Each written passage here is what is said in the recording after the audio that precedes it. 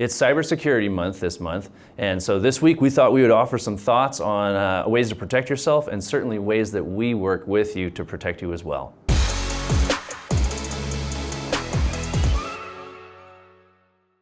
A couple of days ago I got this postcard in the mail. And it came from Amazon, presumably, and it offered me the world. It offered me free products. It offered me a lot of different perks if only I sign up using this URL code. Was it real? Well, that's something that we want to take a look at. But first, I want to get into just a couple of things about cybersecurity. It's Cybersecurity Month, like I mentioned, and it's a huge deal, and it's continuing to get bigger. In fact, Wall Street Journal just reported that it's estimated that an additional 4.8 million cybersecurity professionals are needed to properly secure companies around the globe from cybersecurity attacks. That's a lot. And truthfully, it may not be the people that you think who are being targeted. That same study indicated that individuals aged 60 and older accounted for the highest number of reported cybercrime victims in 2023, with over 104,000 complaints. But here's the deal, that's a very large demographic, right? If you think in terms of 60 all the way up to 3 or 4 decades past, that's a really large group. The rest of the groups in that report were only 10 years at a time. And so if you take the second and third groups, combine them together, and now you've got ages 30 to 49, there were 172,000 incidences of complaints from cybersecurity attacks for them. So it's not just the older people who may not be tech savvy who are being targeted. It's not fun to have to look over your shoulder all the time, and I'm not trying to produce anxiety with this. My goal is to give you some suggestions on how to protect yourself, and then definitely close with some ways that we might be able to protect you. The first thing is this: create stronger passwords. A recent AARP survey reported that 65% of Americans don't use distinctly different passwords for all of their accounts. Well, what does that mean? Well, a lot of us usually use some sort of system, right? Some sort of code or combination of things. And then we just tag on something, whether that's our Netflix account or our Gmail account or something like that. And that generally works for us. But the problem is, if someone can crack that code, that exposes the rest of the net of our passwords to easily be accessed. So it's really, really important to make sure that we're looking in terms of intricacy and in terms of uniqueness. A couple of things that you can do. Obviously, strong passwords are suggested now, and you can utilize that as a tool. The other thing you could do is use a very, very strong and secure app to house all of your passwords, so that they're readily accessible when you need to get into them. This next one's a tough one, and frankly a bit of a pain, but don't trust your caller ID.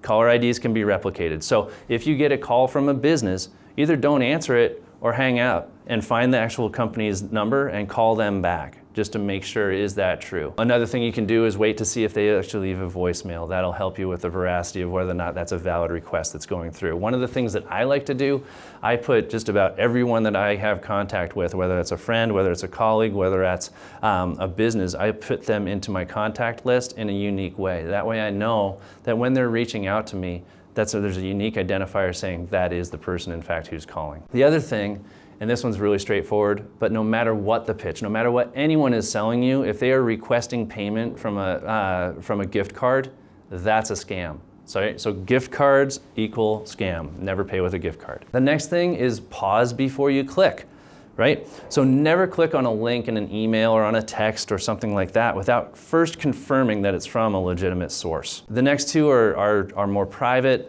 maybe a little darker, but consider using a safe word for your family, or your inner circle, so that if you get a call from a scammer who's saying something, there's some sort of emergent situation, there's a health issue with your child, or heaven forbid that they might have been kidnapped, you can ask for the safe word, and if they don't know it, that increases the likelihood that this is just a scam. The other thing that you can do is let them know, hey, I'm going to call that person back. I'm going to call the individual back to whom who you're referencing.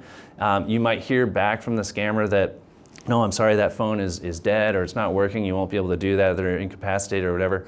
Politely say, hey, I'm going to call them back, thank you very much, and then go ahead and give that person a call. What's the common thread here? Resisting pressure.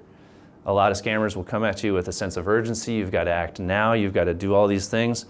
Take a moment, pause, think about whether this is a logical request, see if anything is amiss. What else can you do? Well, spread the word, right? Let people know that you just encountered a cyber attack or were scammed.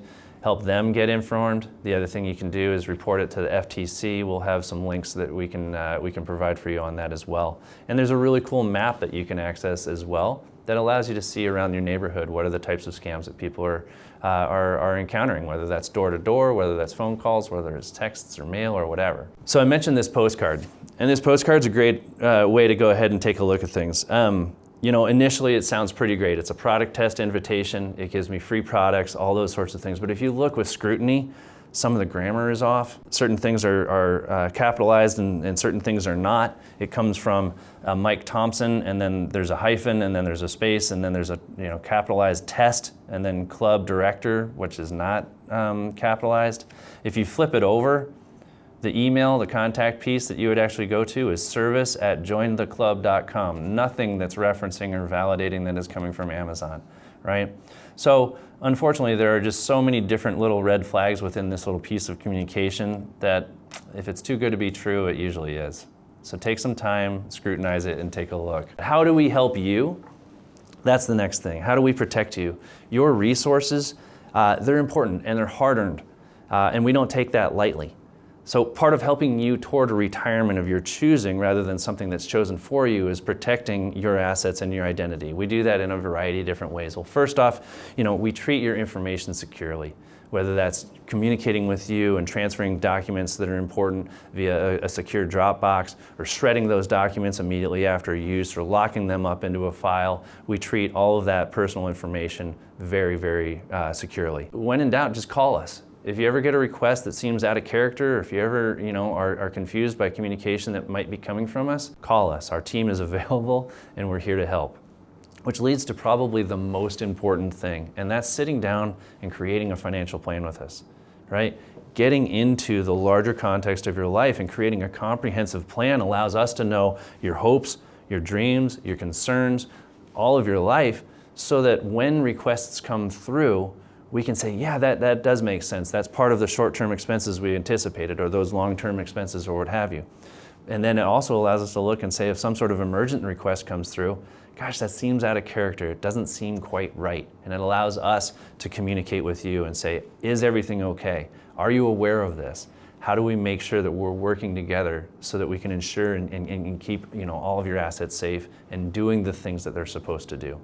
So thanks for your time, appreciate it. There's a lot of information. If you have more concerns, or if you want to know any other types of tips, we've got a lot of resources that we can handle. Thank you very much, be safe, be well, enjoy your day.